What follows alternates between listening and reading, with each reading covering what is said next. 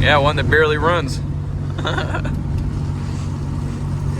Going about Definitely. 30 down the neighborhood. Definitely, a lot of your problems is with this Accelerator pump, you think? Yep.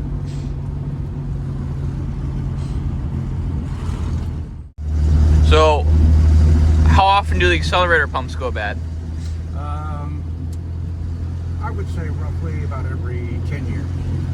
Okay, so my car's probably way overdue for that. Yeah, I would have to agree with that. Okay, so we're back in the garage.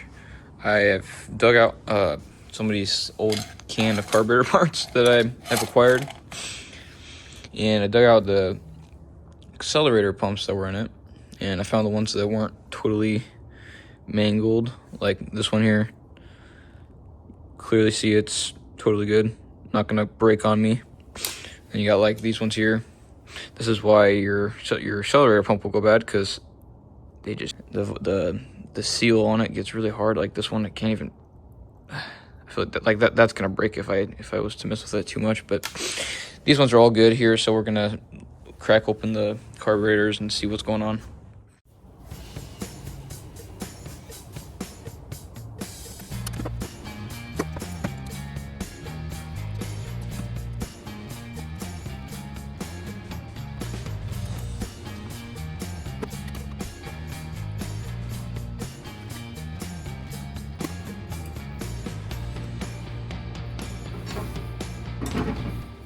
Alright, so I've taken the tops off of the carburetors, right?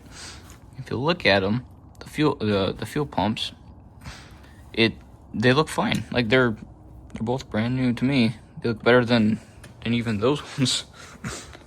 Now, one thing I did notice, however, is the fuel level in the bowls. The one on the left side is the one that's acting up, and it's way more full than the left side.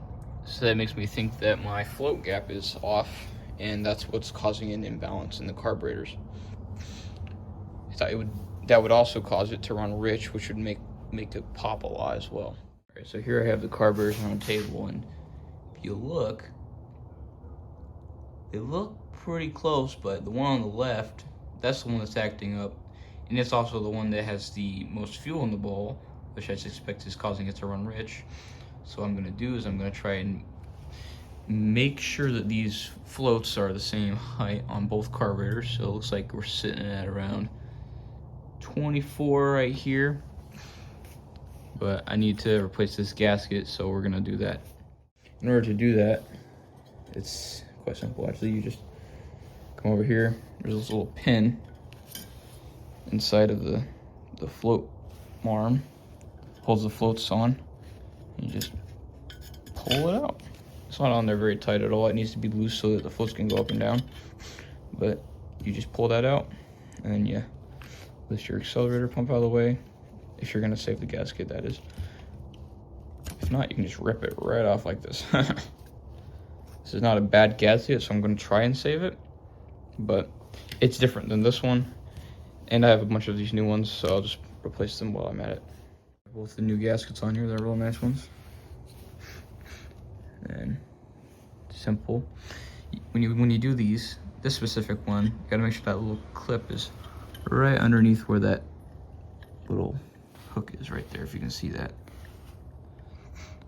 And you just slide your pen through.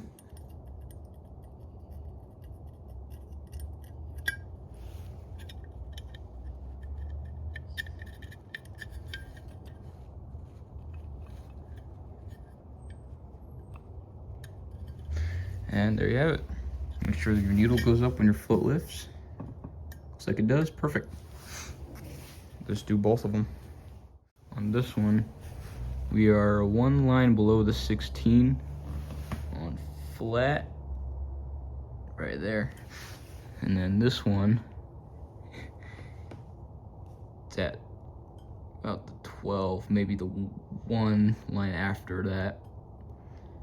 But that's a big difference there for a carburetor, so we're gonna fix that. What you're doing is essentially just, there's this little arm that's in there, and you're just running your screwdriver and you twist a little bit, and that will give you your gap, which you can then come here and measure. See, it looks like I overshot by a lot there, but it's even easier going down because all you gotta do is press just a hair until you get it right on your dot, right on your mark, right there. So perfect, right where I wanted it. All right, let's reassemble.